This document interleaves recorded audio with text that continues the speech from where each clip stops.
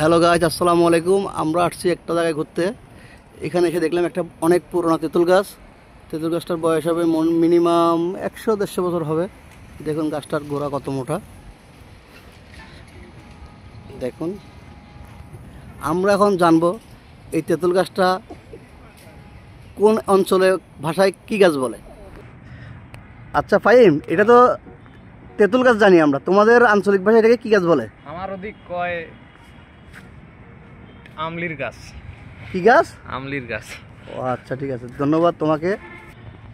আচ্ছা রুবেল, তোমার আঞ্চলিক ভাষায় এই গাছটাকে কি গাছ বলে? তেতুই। কি বলে? তেতুই। তেতুই। আচ্ছা ঠিক আছে, দেখবো। আমাদের এটা হচ্ছে ময়মনসিংহের ভাষা, তেতুই। এখন আমরা জানবো বরিশালের ভাষায় এটাকে কি গাছ বলে। তোমার বরিশালের ভাষাটাকে কি গাছ বলে? ট্যাঙ্গা গাছ। কি গাছ? ট্যাঙ্গা। ট্যাঙ্গা। ট্যাঙ্গা গাছ। ট্যাঙ্গা গাছ না? ধন্যবাদ তোমাকে। সাদাত ভাই, আপনাদের ভাষায় এটা কি গাছ বলে? চিটাগাং ভাষায়? আমাদের চিটাঙ্গা ভাষায় এটাকে বলে তেতুই গাছ। তেতুই। তেতুই। ঠিক আছে, ধন্যবাদ আপনাকে।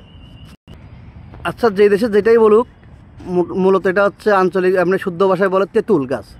কেউ বলে তেতুই, কেউ বলে টাঙ্কা না ফাঙ্কা। দেখি আমরা, গাছটা অনেক বড়, দেখুন।